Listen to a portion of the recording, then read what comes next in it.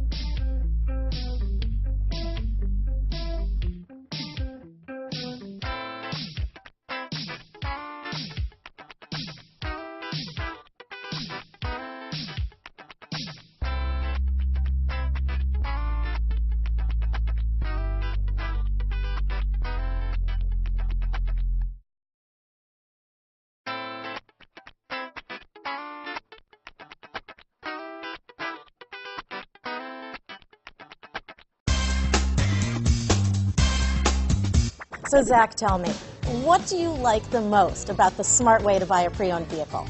Well, I had no idea a dealer could sell a car that barely passed a state inspection as adequate. I mean, they only check two things. The tires and brakes are just adequate, not even good. I mean, what is that about? What is that about? Why take chances? Your life and those of your loved ones should be more important than that.